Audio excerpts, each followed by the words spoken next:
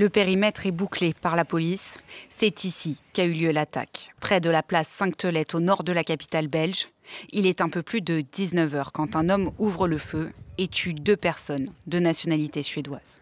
Et quand il a tiré, que j'ai vu la personne qui s'est effondrée, qui est tombée par terre, c'est là que je me suis dit c'est réel en fait. Comme là encore maintenant j'en tremble parce que je suis resté figé, j'arrivais pas à bouger. Beaucoup de supporters suédois avaient fait le déplacement à Bruxelles pour assister au match de football opposant leur équipe à celle de la Belgique.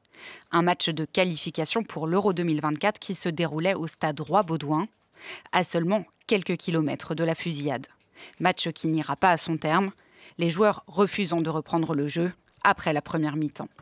Sur Internet, une vidéo amateur circule montrant un homme avec un gilet orange et un casque blanc. On le voit entrer dans un bâtiment et ouvrir le feu avec ce qui semble être un fusil automatique. Une autre vidéo a aussi été beaucoup vue, celle d'un homme s'exprimant en arabe et affirmant être l'auteur des coups de feu. Le parquet fédéral, chargé des dossiers de terrorisme, a été saisi de l'enquête. Mes plus sincères condoléances aux proches des victimes du lâche attentat de Bruxelles. Je suis actuellement avec les ministres de la Justice et l'Intérieur au centre de crise nationale. Nous suivons l'évolution de la situation et demandons aux Bruxellois d'être vigilants.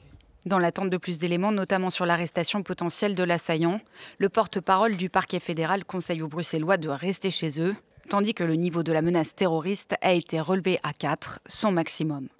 L'évacuation des quelques 35 000 spectateurs du stade Roi-Baudouin a débuté peu avant minuit.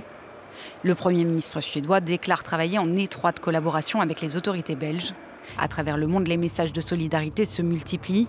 La présidente de la Commission européenne, Ursula von der Leyen, a fustigé un abject attentat, tandis que le président français Emmanuel Macron a évoqué une attaque terroriste islamiste. Le ministre de l'Intérieur, Gérald Darmanin, a également déclaré renforcer les contrôles à la frontière entre la France et la Belgique.